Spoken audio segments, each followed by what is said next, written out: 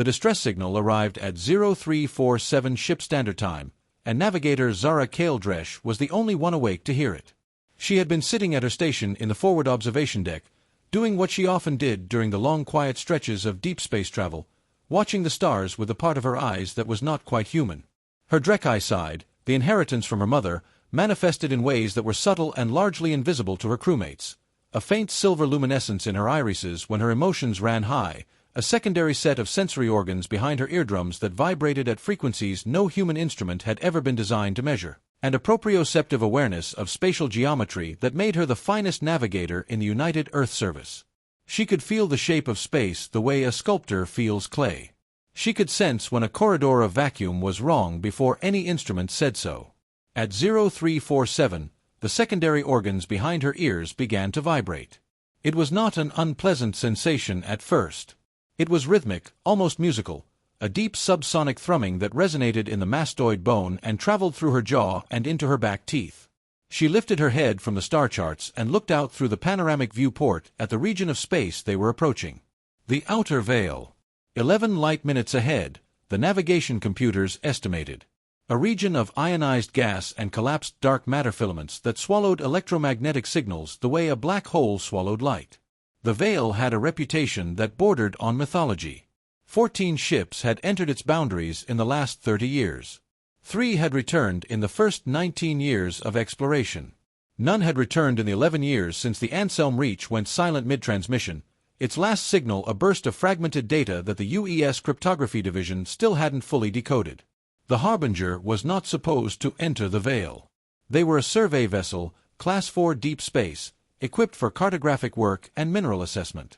Their mission was to map the veil's outer boundary and collect spectrometric data from a safe distance of 2 light-minutes. Captain Zara Voss had been clear about that in the mission briefing. Everyone had been clear. Zara pressed her fingertips to the edge of her console and listened to the vibration in her bones. There was a pattern in it. That was the thing that made her skin go cold. She had felt ambient Drekkai frequencies before, stray resonance from ancient navigational buoys that her people had seeded through the sector of the galaxy thousands of years ago, or the low geological hum of particularly dense asteroid fields, or occasionally the harmonic echo that certain types of neutron stars produced when they were rotating at specific intervals. She knew what random resonance felt like. She knew the difference between noise and signal. This was signal. She pulled up her secondary console, the one she'd had the ship's engineers install for her when she first came aboard the Harbinger 3 years ago, a panel of instruments calibrated to Drekkai frequency ranges, and began recording. The pattern resolved itself slowly, the way a face resolves from static when you tilt your head. Her fingers moved across the console with increasing urgency, layering filters, removing noise, isolating the carrier wave beneath the pattern. It was not a cry for help. She had expected a cry for help. A distress signal was a distress signal, even across 11 years of silence, even from beyond a region of space that consumed ships. She had expected the recognizable structure of an emergency beacon, the standard UES emergency frequency, the vessel identifier, the coordinates, the nature of emergency, repeated on a loop. Even a degraded version of that. Even a ghost of it. What she found instead, when she stripped the signal down to its bones, was a count. A countdown, to be precise. She stared at the numbers resolving on her screen. The mathematical structure was Drekkai. She was certain of that, certain the way she was certain of her own heartbeat, which ran at 104 beats per minute on her human side and at a slow, patient 42 beats per minute on her Drekkai side, the two rhythms coexisting in her chest like roommates who had learned to live with each other's habits. The base 17 numerical system. The compressed recursive syntax. The way each symbol carried not just a value but a state, a quality, a direction. Drekkai mathematics was as much philosophy as computation, and she had grown up dreaming in it. The count was somewhere in its final third. She didn't know what it was counting down to. But the signal was pointed, directional, focused, emanating from somewhere deep inside the veil, and it was vibrating at a frequency that only her secondary auditory organs could detect, which meant it was not vibrating at a frequency that any human instrument would read as a signal at all. It would arrive at every sensor array on the Harbinger as static. As background radiation. As nothing. Unless you had Drekkai hearing, you would never know it was there.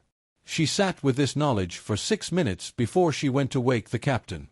Captain Zara Voss was 53 years old, career UES, and had the specific kind of weathered patience that came from 28 years of Deep Space Command. She had weathered equipment failures and crew mutinies and one encounter with a previously undiscovered predatory organism that had resulted in the loss of her left ring finger.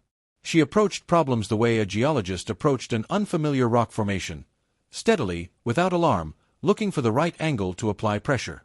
She looked at Zara's readouts for a long time before she said anything. "It's Drekkai," Zara said. "I'm certain." "You're certain because you can hear it." "Because I can hear it, and because I've isolated the carrier wave, and because the mathematical structure." "Walk me through the mathematical structure." Zara pulled up the secondary screen.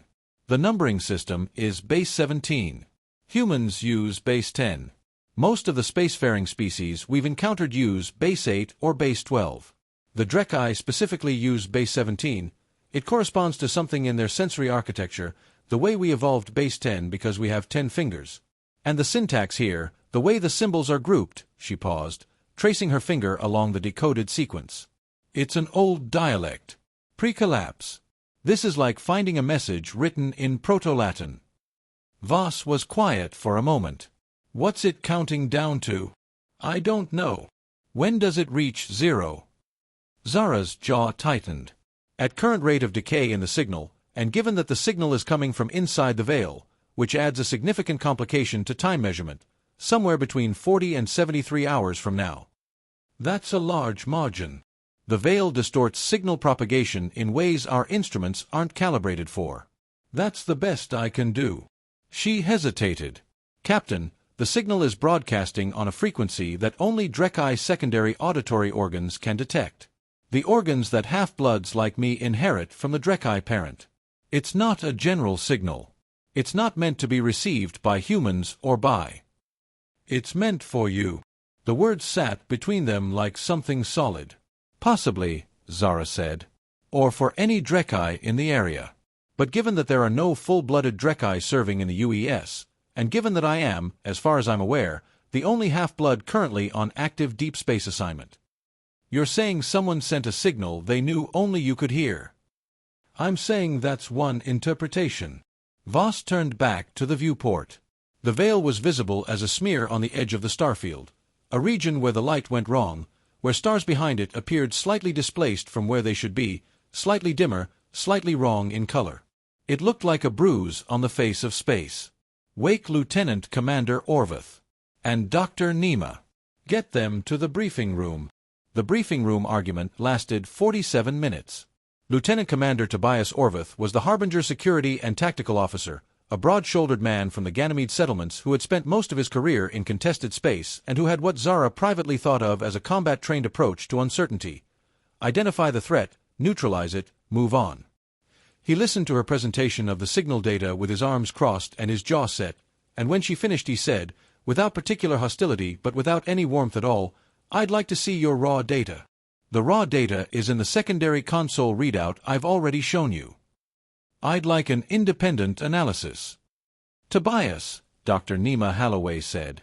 She was the ship's chief science officer, small and dark-haired and perpetually underslept, with the demeanor of someone who had been in too many briefing room arguments to take them personally. "Her analysis is correct. I checked the base 17 encoding myself. The signal is real. I'm not questioning whether the signal is real. I'm questioning the interpretation." Orveth leaned forward across the table. "Zara, I respect your expertise. I respect your background. But you're telling me that a signal no one else on this ship can detect, a signal that specifically targets your Drekkai hearing, is counting down to some unspecified event from inside the most dangerous region of space in this sector, and your recommendation is what, exactly?" "My recommendation," Zara said carefully, "is that we do not enter the veil." There was a moment of silence. "That is also my recommendation," Orveth said. "So we agree. We agree on the conclusion. We disagree on the reasoning." She looked at the captain. "I'm not recommending we stay away because the signal is dangerous. I'm recommending we stay away because the signal is a lure." Orveth blinked. "A lure?" "Something in the veil sent a signal on a frequency that only I can hear. It didn't send a distress call. It didn't send a navigational warning. It sent a countdown. And the signal is positioned, I've triangulated it 3 times, the signal is positioned exactly at the center of the veil, at a depth that would require us to travel through the full extent of the ionized gas cloud to reach. If we respond to it, we have to go all the way in. She paused. That is not the behavior of something that needs help. That is the behavior of something that is hunting. The silence in the briefing room was different after that. More textured. Dr. Holloway had gone still. Orvitha's crossed arms had shifted subtly, no longer defensive, now more like a man bracing. Voss was looking at the starfield through the briefing room's narrow viewport. Then Voss said, 12 hours ago, we received a partial signal on the standard UES emergency frequency.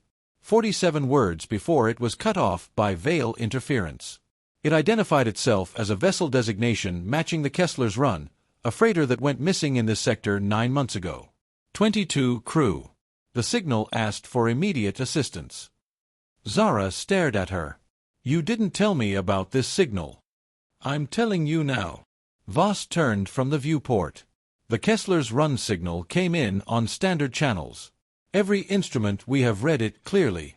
Your Drekkai signal came in on a frequency only you can detect. She set her hands flat on the briefing table. We have 22 people potentially alive inside the veil.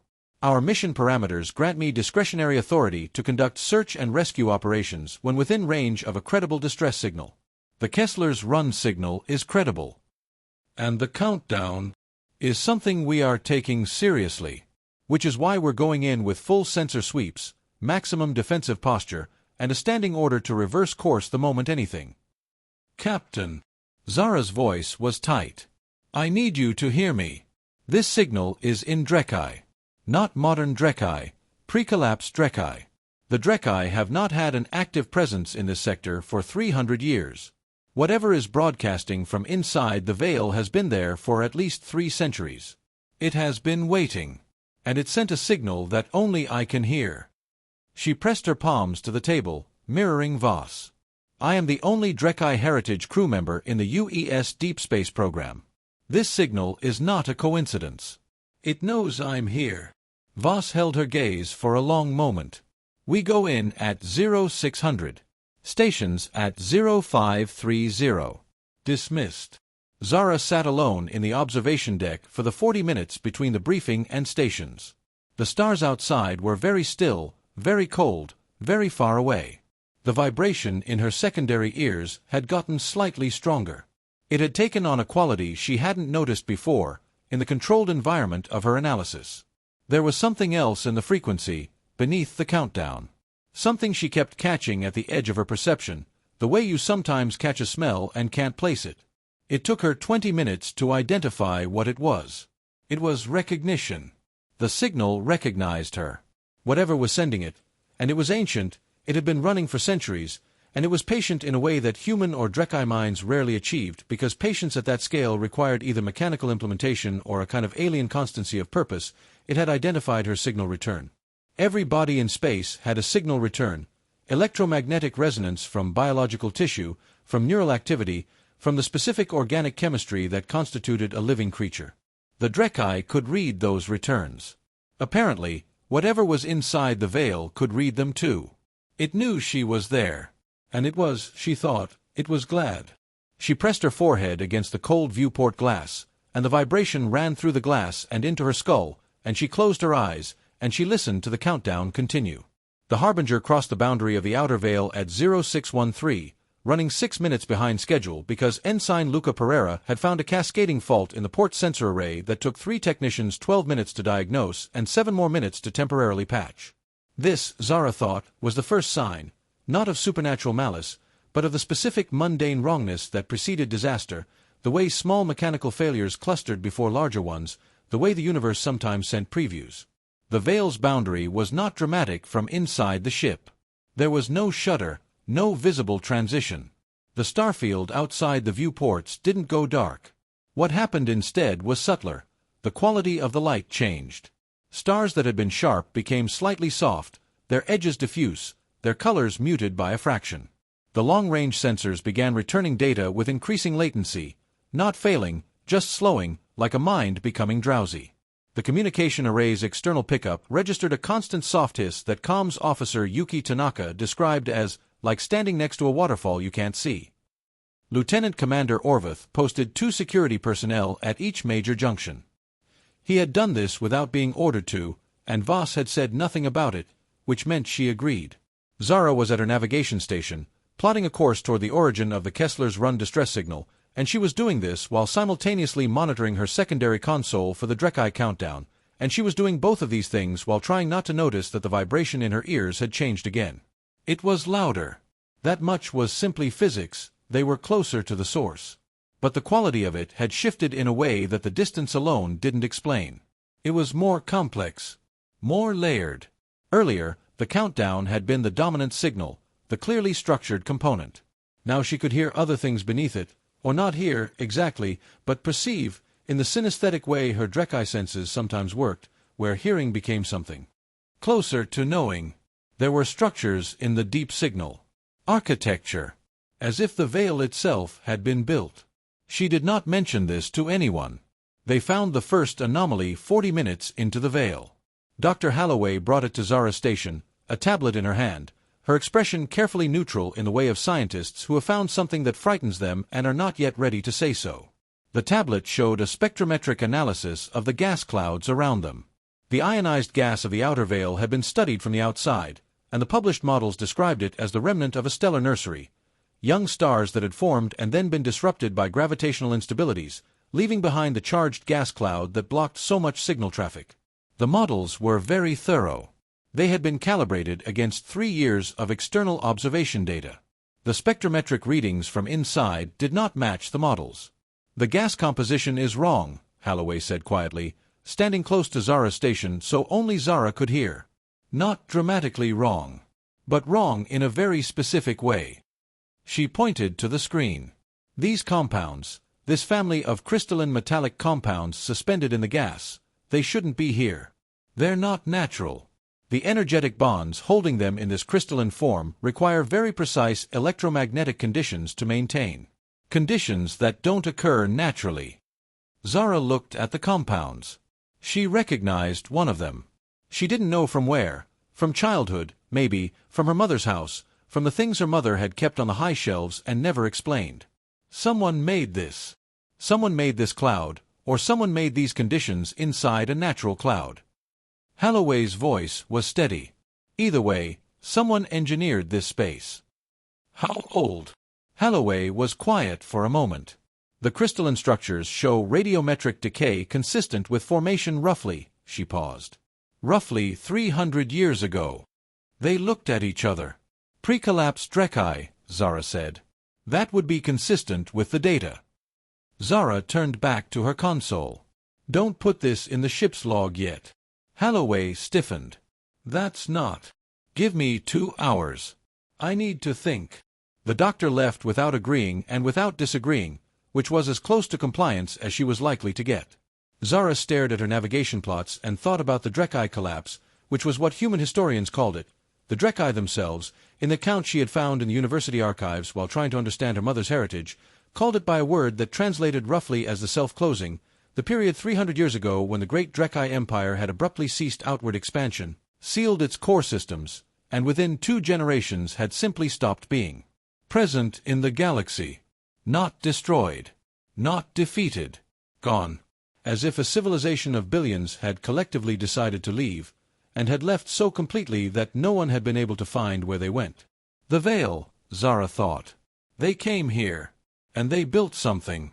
And then they sealed it. And they left a signal behind to call someone back when it was time. Someone like her. The first disappearance happened at 11:42. Maintenance technician Orson Childs had been sent to check a fault signal from a coupling in the lower engineering deck, a routine task, the kind that took 15 minutes at most. He had signed out from his station at 11:27 and had not signed back in by 11:45, and the Harbinger's internal biosign trackers were not showing his location, which should have been impossible because the biosign trackers on a Class 4 deep space vessel were rated for 100% coverage of all inhabited compartments. His biosign had simply stopped registering at 11:38. Orvath found this out at 11:49 and had 4 security personnel in lower engineering by 11:51. They searched the deck for 23 minutes and found nothing. No childs. No sign of struggle. No damaged equipment beyond the minor coupling fault he'd been sent to fix. Nothing to suggest that a living person had occupied that space and then ceased to occupy it. What they found, in the corner of the engineering bay farthest from the entrance, was a smell. Zara was called down to identify it because Orveth had run out of other options. She stood in the corner of the engineering bay with her eyes closed, breathing through both the human nostrils in her face and the chemical receptor slits at the sides of her neck, another Drekkai inheritance, usually dormant, which she had discovered at age 12 when a gas leak in her mother's apartment building had not required her to smell the gas at all because she had tasted it through her neck long before it reached dangerous concentrations. What she tasted in the corner of the engineering bay was ozone, and copper, and something else, something old and specific that she had no framework to identify. "What is it?" Orveth asked. "I don't know." She opened her eyes. The ozone suggests a significant electrical discharge. Something powerful enough to ionize the air locally. Like a weapon discharge? Possibly. She turned around. The corner was perfectly ordinary. Gray composite walls, a duct cover, a floor-mounted storage locker. Or like a portal. The silence in the bay had a different quality after that. They found the second missing crew member, Ensign Pereira, the one who had fixed the sensor array, 4 hours later. Or rather, they found his biosign tracker, which had detached from his wrist somehow and was sitting in the middle of a corridor in a habitat ring, showing a normal signal. Pereira himself was not there. His workstation showed his last logged action at 1551, a routine diagnostic entry. Normal, professional, complete. And then nothing. Zara was in her bunk when they found this, not sleeping, staring at the ceiling and listening to the countdown. She had done a rough conversion of the remaining count to human standard time measurements, using the signal's established decay rate as a calibration point, and her estimate had narrowed. 29 hours. Give or take 4. 29 hours until whatever the signal was counting down to either happened or didn't. She got up and went to the captain's quarters and knocked on the door and said, when Voss opened it with the wary eyes of someone who had not been sleeping either, "I need to tell you something about the Drekkai collapse." Voss let her in and sat down on the edge of her bunk and said, "Tell me." The official historical account says the Drekkai retreated inward, withdrew from galactic expansion, and essentially went dormant. But there's an alternative account in the university archives, fragmentary, translated from very old Drekkai, that says something different. It says there was a faction within the Drekkai civilization, a military faction, the Vorethkale, the Sealing Hand, that discovered something. Something they found in deep space, in an area of the galaxy that corresponds roughly to the sector. Something that they described in these texts as, she paused, finding the word. The old opening. A boundary between this space and something else. And the Vorethkale sealed it. That's why the collapse happened, not because the Drekkai chose to withdraw, but because the sealing operation required everything they had. Every ship. Every person. Every resource. They sealed the old opening, and whatever they used to do it was so costly that the civilization never recovered. Voss was quiet for a long moment. And the countdown. The seal is failing. 300 years was how long it was designed to last. And they left behind a signal calibrated to Drekkai heritage hearing to notify. She stopped. To notify who? Voss asked. The Drekkai are gone. To notify anyone with Drekkai hearing who happened to be in the area when the seal began to fail. Zara's voice was very flat. They anticipated that their civilization might not survive. So they left a contingency. A signal to call home whoever was left. Whoever could hear it. She paused. Whoever could reseal it. The ship groaned. It was a structural sound, thermal expansion in the hull, probably, nothing unusual for a vessel moving through a region with irregular temperature gradients. But in the context of everything, in the darkness of the captain's quarters with 2 crew members missing and 29 hours on the clock, it sounded like something waking up. By the 19th hour inside the veil, Zara had begun to feel the ship differently. This was not a metaphor, or not entirely. Her Drekkai spatial sense, the proprioceptive awareness of geometry that made her a gifted navigator, was reporting data that did not match the ship's official schematics. Corridors that she knew were 40 meters long felt 43 meters long when she walked them. The height of the ceilings in certain compartments pressed against her sense of space with a wrongness she couldn't articulate. Not higher or lower, but somehow both at once, as if the volume of the space had been altered without the surfaces moving. And the distance between the forward observation deck and the bridge, a distance she had walked so many times she knew it in her bones, now felt inconsistent, shorter on the way there, longer on the way back, as if the ship's internal geometry was breathing. She mentioned this to Dr. Halloway, carefully, framing it as a navigational anomaly rather than a sensory hallucination. Halloway ran a full structural integrity scan and found nothing wrong. The corridors were exactly the dimensions the schematics said they were. The scans were almost certainly right, Zara told herself. The schematics were almost certainly accurate. She still knew the ship felt wrong. 3 more crew members disappeared between hour 14 and hour 21. Sergeant Mei Fong, security, last seen at the intersection of corridors 7 and 9, her bio sign vanishing at 0214 ship standard. Junior technician Arash Beruz, engineering, found missing from a locked cabin during a well check, the cabin door showing no sign of forced entry, the internal lock mechanism intact and showing no malfunction. Chief cook Delphine Awadrogo, the oldest person on the ship at 61 and the most unflappable, who had made Zara her first real cup of tea and who called everyone Mon Lapin regardless of their rank, simply absent from the galley at the start of her shift, her morning prep work half finished, a pot of water still hot on the stove. 5 people. In 21 hours. No bodies, no blood, no sign of struggle, no evidence of any mechanism of disappearance. 5 people who had been alive and present and then were not. The crew that remained, 17 people, including officers, had developed the kind of collective psychology that Zara had read about in disaster studies but never expected to experience. A state of hypervigilance so sustained that it had begun to invert itself, the constant alertness becoming exhausting, the exhaustion producing a kind of dreamy dissociation, the dissociation making it possible to sit in a room full of frightened people and feel simultaneously that the danger was not real, and that it was absolutely everywhere. The arguments about Zara had started on hour 16. She had expected them, which did not make them easier. Orvath had not said anything to her directly, but she had seen him speaking to Yuki Tanaka and to Petty Officer Dakurai Naji in low, intense voices that stopped when she approached.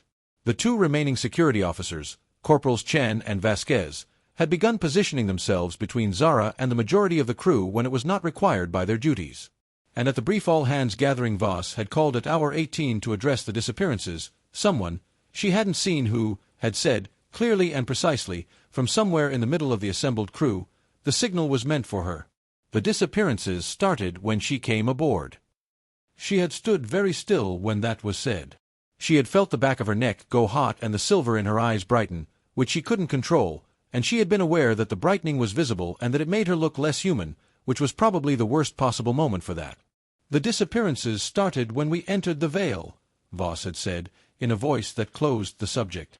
But closing a subject and ending a conversation were different things, and Zara understood that the conversation would continue without her. The hardest part was that she could not entirely dismiss it. She did not believe, she was almost certain she did not believe, that she was causing the disappearances. She was almost certain that the disappearances were a function of whatever mechanism had been put in place inside the Vale, some component of the Drekkai installation that was operating autonomously, acting on the crew for reasons she did not yet understand. But the fact of her uncertainty sat in her chest like a stone. She could not afford to be wrong about herself.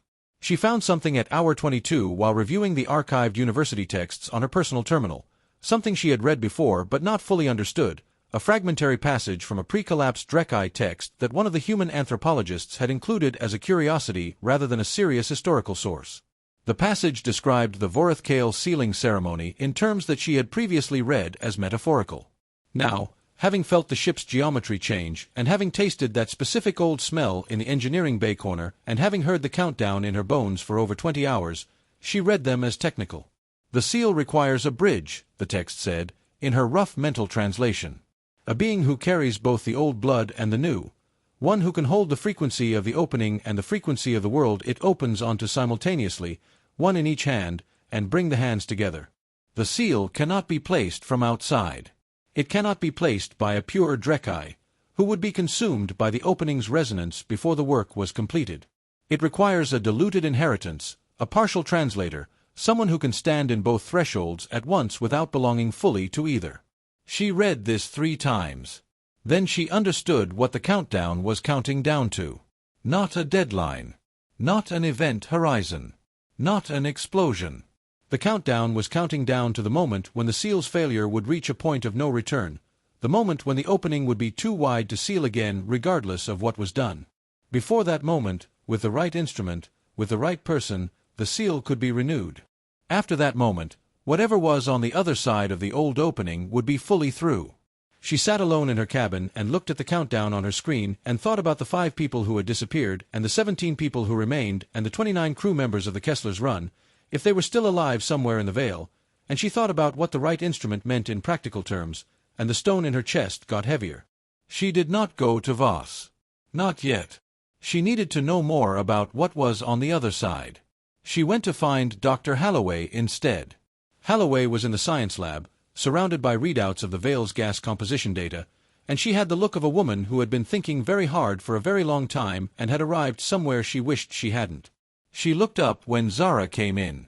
She said, without preamble, "The metallic compounds in the gas cloud are resonating." "Resonating how?" "In synchrony with the signal you detected. The Drekkai countdown." Holloway pulled up the comparative analysis. "Look. These crystalline structures are acting like an antenna array. The entire Veil is a receiver. And something in the center of it," she highlighted a region of the map, deep in the Veil, at the location Zara had triangulated as the signal's origin point. "Something at the center is transmitting." "I know," Zara said. "And I think the disappearances—" Holloway stopped. She looked uncomfortable. "I think the disappearances are related to the resonance. The biological signatures of the missing crew show up in the gas distribution data if you look for the right markers. Very faint, very diffuse. As if they've been distributed," Zara said quietly. Holloway's face was pale. "As if they've been absorbed into the cloud structure, yes. Into the antenna array." She swallowed. "I don't know what that means for whether they're—" "I don't either." Zara pulled up a chair across from Holloway's workstation. "I need to tell you about the Drekkai collapse and what I found in the university archives." She paused. "And then I need to tell you what I think I have to do." The conversation with Holloway took 40 minutes. At the end of it, Holloway sat in silence for a moment, looking at her hands. Then she said, "You can't know for certain that it would work." "No." "And you can't know for certain what would happen to you." "No." "But the alternative is that in approximately 7 hours, whatever has been held behind the opening for 300 years finishes coming through." Zara stood up. "And from what I can read in the texts, it is not small and it is not patient and it has been waiting for a very long time." She went to find the captain. They found the Kessler's Run crew at hour 24, which answered one question and opened several more. The freighter was adrift in the central region of the Veil, its running lights dark, its hull scoring suggesting it had been through some kind of discharge event. Not a weapon, Orvith said, studying the scan results, but consistent with the same kind of electromagnetic discharge that had left its signature in the corner of the Harbinger's engineering bay. Its life support readings were intact. Its crew biosigns were present, all 22 of them, distributed through the vessel in ways that suggested normal living patterns. People in bunks, in the galley, at workstations. None of them were responding to hails. "What do you mean they're not responding?" Voss asked Tanaka. "I mean there's no answer. The comm array is receiving. I'm getting carrier signal confirmation. They hear us. They're not answering." Tanaka was calm with the practiced calm of someone who was not calm. "And the biosign readings are—" she hesitated. "They're too regular." "What does that mean, too regular?"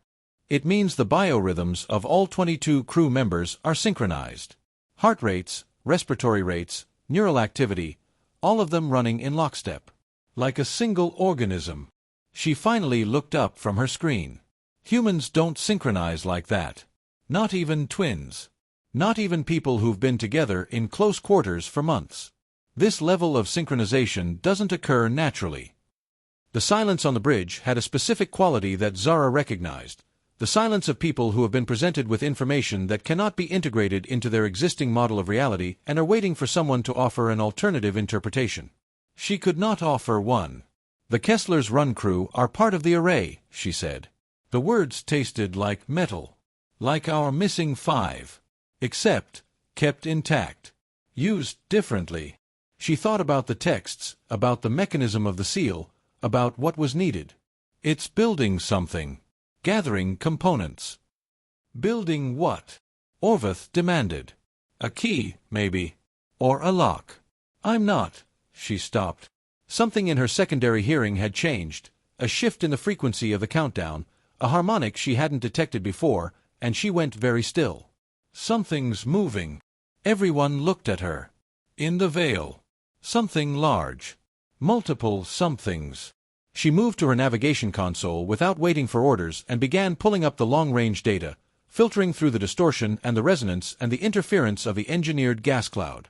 "The crystalline compounds in the cloud, they're acting as a sensor array," you said. This was to Holloway, who had followed her onto the bridge. "Can we use that to our advantage? If they're transmitting, can we read the transmissions?" "Theoretically," Holloway said, already moving to the secondary science terminal.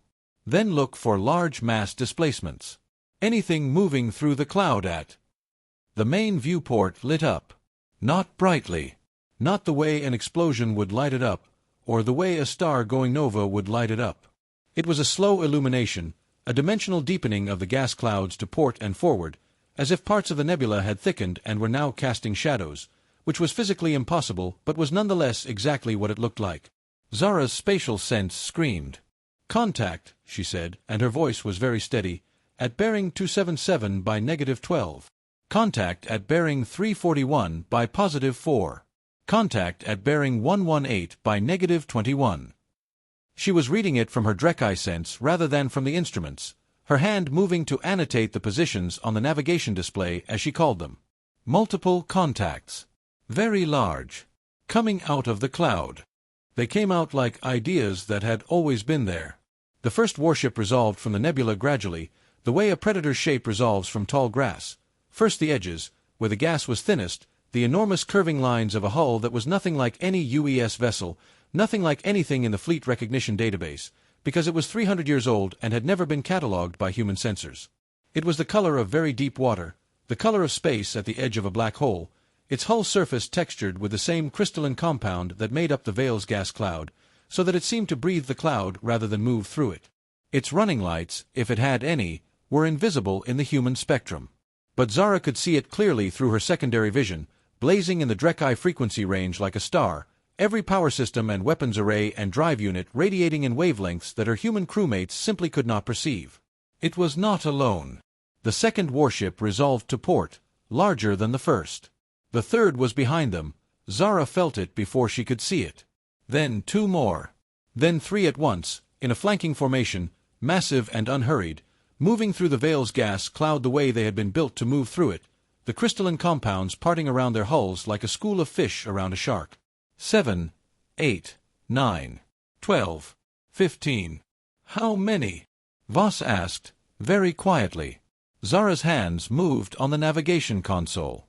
She was using her Drekkai sense exclusively now, the human instruments inadequate, the display updating in rough approximations of what she could actually perceive. "I count 23 confirmed. But the cloud depth, I can't see the back of the formation." She paused. "It's an armada." The Harbinger's combat alert system activated with a sound like a held breath finally released, a low, escalating tone that Zara had never heard at full volume in 3 years of service. Red panels came alive at every station. Orvath was already at the tactical console, his voice running through a rapid assessment that Zara processed as background noise because she was looking at the warships and thinking about what they were. They were Drekkai. Pre-collapse, like the signal, like the installation, like everything in this carefully constructed trap. But not Vorethkale, not the sealing hand. The crystalline hull treatment, the specific formation pattern, the way they were coming from behind the veil rather than through it, these belonged to a different faction. She had read about them in the university texts with the disinterest she'd felt toward most ancient history, the way you read about extinct species or fallen empires. They had been called the Arath Voreth, the Opening Keepers. The faction that had opposed the sealing. The faction that had argued, 300 years ago, that what was on the other side of the old opening was not something to be sealed away but something to be cultivated. They had lost. The Vorith-Kael had won, had performed the sealing, had spent their civilization to do it. And the Vorith, she had assumed they had simply gone the way of everything else in the collapse, had dissolved into the general silence of a dying civilization. But here they were. 300 years old, preserved in the veil the way insects are preserved in amber, waiting for the seal to weaken, waiting for the countdown to run out, waiting for the moment when the opening would be wide enough for their armada to pass through and protect whatever was coming from the other side. And they had sent the signal, not the Vorith-Kael, not a plea for someone to reseal the opening, but the Vorith, pulling her here, pulling the only living being with a genetic architecture to operate the seal mechanism, pulling her here to make sure she didn't. Because if she sealed it, if she renewed the barrier from the inside, from the correct side, with the correct biological key, she would be doing it from within the veil. And the veil was the amplifier. And the energy required to collapse the seal permanently would be. She stopped thinking about that for a moment because one of the warships fired. The first shot missed the Harbinger by 200 meters. A deliberate miss, a warning, the kind of opening move that said stop and surrender in any language, in any civilization, across any gulf of years. The energy discharge lit up the gas cloud around it with a pulse of blue-white brilliance that the human visible spectrum cameras captured in full detail, and for a moment the veil was briefly, terribly beautiful, the ancient crystalline compounds catching the discharge light and refracting it in 1,000 directions at once. Evasive, Voss said, and the Harbinger banked hard to starboard. The bridge was chaos of the controlled variety, everyone at their stations, every instrument pulling data, Orvith running targeting solutions on weapon systems that were appropriate for a survey vessel, point defense cannons, 2 torpedo bays, electromagnetic pulse charges, against warships that were enormous and armored and had apparently been waiting for this moment for 3 centuries. The math was not good. Zara was running it on her secondary console while simultaneously tracking the warship's positions through her Drekkai sense and monitoring the countdown. 11 hours, now. 11 hours before the opening reached the point of no return. No, that wasn't right. She recalculated. The Armada's presence, the energy their drive systems were pumping into the veil's crystalline antenna array, was accelerating the resonance. The countdown was speeding up. She watched the estimate collapse in real time. 7 hours. 6.5. She thought about the 5 missing crew members distributed through the gas cloud. She thought about the 22 crew of the Kessler's Run, synchronized and silent and used as components. She thought about what was coming through the opening. I need to reach the signal source, she said. Nobody heard her. The bridge was too loud, the combat alert tone, Orvith calling firing solutions, Tanaka running hails on multiple frequencies, Voss issuing course corrections, the thump and shudder of point defense cannons engaging, the ship's structural complaint as it pushed beyond its rated maneuverability parameters. Zara stood up from her navigation station. She moved to the captain's position at the center of the bridge and waited for a gap in the noise. Then she said, loudly and clearly, "Captain, I know how to stop this." Voss looked at her with the eyes of someone running 17 different calculations simultaneously. "Tell me." The signal source is a physical installation at the center of the veil. It's what's left of the Vorith-Kael sealing apparatus from 300 years ago. The seal has been degrading for decades, and it's about to fail completely. She looked at the countdown on her console. I can renew it. From inside the apparatus. How? The texts describe a physical mechanism. A resonance interface, something I have to be physically present at to operate. Something designed for a half-blood Drekkai, specifically. She paused. Specifically my configuration, I think. The signal was tailored to my biosignature. And if you operate it, the seal is renewed. The opening is closed. She paused. The energy required to do that would destroy the apparatus.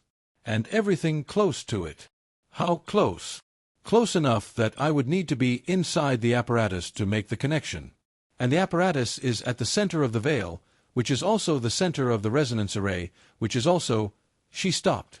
The energy release would propagate through the crystalline array. It would collapse the entire veil. The gas cloud, the compounds, everything. It would all come down. Voss was looking at her very carefully. That would destroy the armada. Yes. And you. Yes. The ship shuddered as another discharge swept closer than the first warning shot, the Vorath growing less patient, the gap between their tolerance and their firepower narrowing. A secondary explosion somewhere in the engineering section, a small one, a cascade fault in one of the power conduits, the Harbinger systems feeling the accumulated stress of the engagement. "There's no other way?" Voss asked. "If there were, the Vorath Kael would have used it." Zara's voice was steady. She had been steadying it for the last hour, she realized. Ever since she'd understood what the right instrument meant, she had been practicing being steady. They spent an entire civilization doing this the first time. "I don't have a civilization to spend. I have myself." Voss turned back to the main display. The armada was visible now on the human range cameras too, some of the warships having moved close enough that even without Drekkai vision you could see their enormous dark shapes against the illuminated gas cloud, could see the alien geometries of their hull design, could understand in some fundamental physical way the scale of them. 23 confirmed. Probably more in the deep cloud. "We can fight them," Orvath said from the tactical console. His voice was entirely calm. "We will lose, but we can fight them long enough to—" "To what?" Voss asked. Orvath had no answer. "Get everyone to emergency stations," Voss said. "Prepare the escape pods. And get me a course to the signal source." Zara was already at her navigation console, plotting it. The Harbinger ran for the center. The Vorath armada moved to intercept, and the engagement that followed was not a battle in any conventional sense. It was a geometry problem, a question of whether a Class 4 survey vessel could thread a path through 23 ancient warships and their weapons arcs in the time remaining before the opening reached the point of no return. Orvath worked his tactical console with a cold precision that Zara had never seen in him before, a quality of focus that stripped away everything except the problem. He was very good at the problem. The Harbinger took 2 direct hits, one to the port engine array, one to the aft sensor cluster, and the engineering team managed to maintain 70% drive power, which was enough. Barely enough. Zara navigated. She used her Drekkai spatial sense like an instrument she had never had to play at this volume before, reading the geometry of the armada's formation in real time, the positions of the warships updating continuously in her awareness as a kind of proprioceptive map. She called course adjustments 3 seconds ahead of when the instruments would have caught them. She felt the gaps in the armada's coverage the way a swimmer feels current, not just as data, but as physical reality, as truth about the space they were moving through. The Harbinger responded.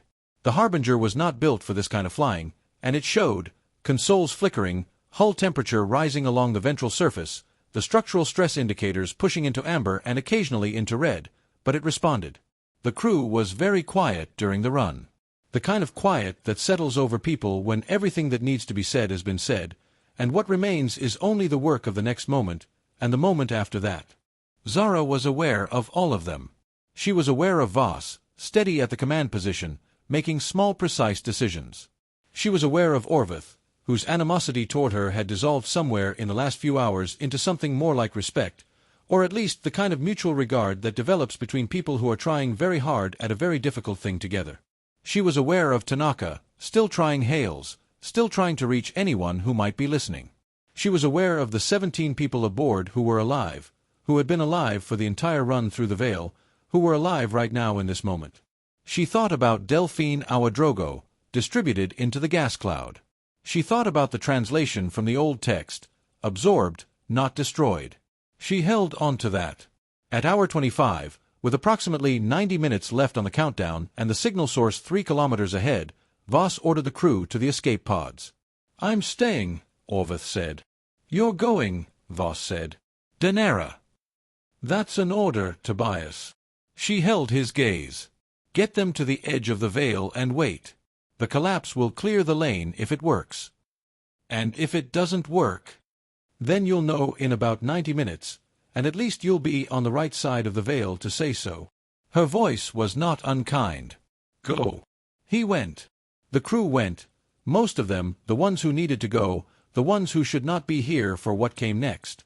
Zara sat at her navigation console and did not watch them leave because if she watched them leave she would not be able to remain steady, and she needed to be steady for the next 90 minutes. Voss stayed. Zara didn't ask why.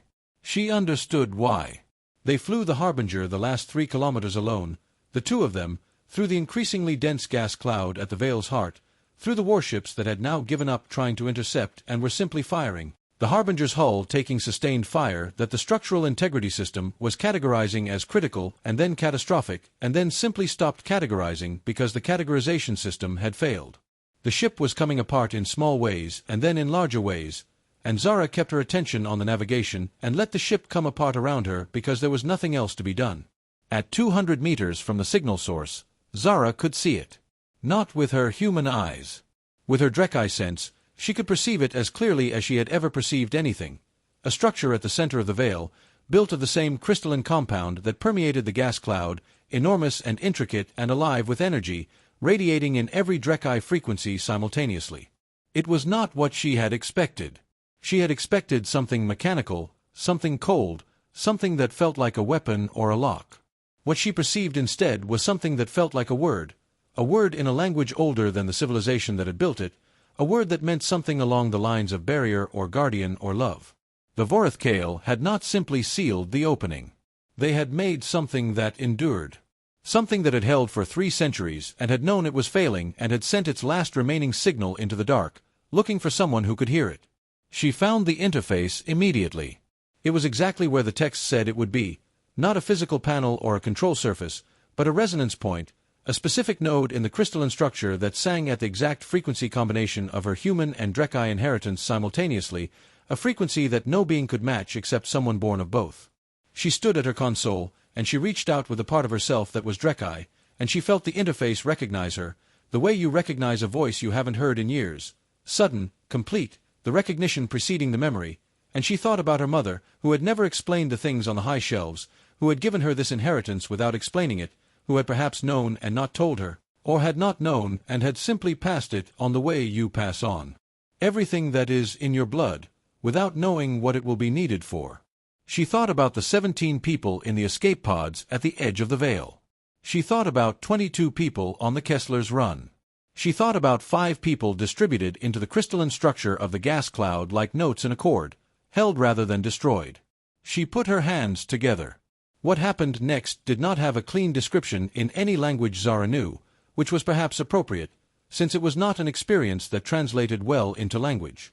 There was sound, a frequency that went through every resonant structure simultaneously, the gas cloud and the crystal compounds and the warship hulls and her own bones, and there was a sensation that she could only describe later, to no one, since she would not be alive to describe it, as closing, the specific physical satisfaction of a seal that was meant to be closed finding its closing point, the rightness of a thing completing itself. The energy moved through her like a current through a wire. She was the bridge, just as the text had said, holding the frequency of the opening in one hand and the frequency of the world on this side in the other, and bringing the hands together, and the seal formed around the joining point, crystalline and ancient and absolute. The gas cloud lit up.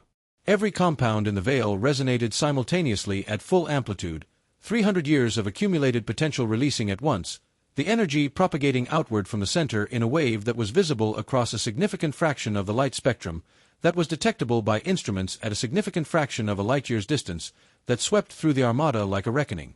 The ancient warships, built to survive the Vale's normal conditions, were not built to survive the Vale's total energetic collapse. They were very well built. It took several seconds. The Harbinger ceased to be structurally coherent approximately 2 seconds before the wave reached the armada. In the last moment, not of consciousness exactly, since consciousness had stopped being the right word for what she was experiencing several seconds ago, she felt the cloud. She felt what it contained. The 5 crew members who had been distributed into the crystalline structure, diffuse, present, held. She could not do anything about them. She was not sure she needed to. The seal closed. The Vale collapsed. The opening was shut. The collapse of the Vale was visible from the edge of the sector with the naked eye, if you happened to be looking in the right direction at the right moment. It looked like a star dying in fast forward, a brief, magnificent blooming of light in frequencies that human eyes could read as pale violet and white, a sphere of discharged energy expanding from the Vale's former position, consuming the gas cloud and the crystal structure and the armada and the Harbinger and everything that had accumulated in that patch of space over 3 centuries of waiting. And then the light faded, and the sector was very still, and where the outer Vale had been there was simply open space, clear and navigable and unremarkable, the displaced stars behind it visible in their correct positions for the first time in living memory. The escape pods drifted at the edge of where the veil had been, their emergency beacons broadcasting on all standard frequencies, waiting for someone to come and find them. There were 16 of them. Each pod held between 1 and 3 crew members, and the pods had launched in a sequence governed by proximity to the pod bays and the order in which Orveth had moved people through the ship in the minutes before the final approach. 16 pods. The Harbinger had carried a crew of 22 when they entered the veil, and 5 crew members had disappeared inside it, and one, the Navigator Zara Kael-Dresh, half-human, half-Drekkai, the right instrument for a specific door, had stayed behind. 16 pods should have accounted for 16 people. One pod, drifting slightly apart from the others, carried an anomaly in its biosign reading, a reading that the pod's emergency medical system flagged as unusual because the vital signs it was recording did not match the standard human range, the heart rate running at a slow and patient 42 beats per minute on one channel and a quick, alert, very human 106 on another. 2 rhythms, coexisting. The escape pod drifted in the clean open space where the veil had been, its beacon broadcasting steadily into the silence, and inside it, the figure in the emergency containment cradle was still and breathing and alive, their silver-lit eyes closed, their Drekkai secondary hearing organs pressed against the cradle's padding and registering nothing. No countdown, no signal, no ancient voice calling through the dark, registering only the clean, ordinary frequencies of open space, and the sound of their own heart beating its double time, and the distant approach of a rescue signal that someone, somewhere, had sent in response to the beacon. Someone had survived. The only question that remained, the question that would occupy xenobiologists and historians and UES intelligence analysts for the years and decades that followed, the question that would be asked in university seminars and government briefings and private conversations late at night by the people who had been there, was not whether Zara Kael-Dresh had died in the collapse of the outer veil, because the Harbinger's structural failure was documented and absolute and no human body could have survived it. The question was why the crystalline structure of the seal, when analyzed in the aftermath by the first survey vessels that ventured into the cleared sector, showed the resonant signature of 5 recently integrated biological presences that had been, the technical term that xenobiologist Dr. Nima Halloway eventually coined in her landmark paper on the event, was reconstituted. 5 recently reconstituted biological presences distributed carefully throughout the sealed structure, none of them among the crew of the escape pods. And one presence, diffuse, complex, carrying frequencies in 2 distinct ranges simultaneously, that the crystal structure was releasing. Gradually, carefully, like a breath being let out. Like something that had passed through the medium of the seal rather than being consumed by it. Like a bridge, still standing, after the flood has passed. The pod drifted. The beacon broadcast. The double heartbeat continued, patient and unhurried, in the clean and ordinary dark. And far below, in the sealed depths of what had been the old opening, something ancient and absolute stayed shut.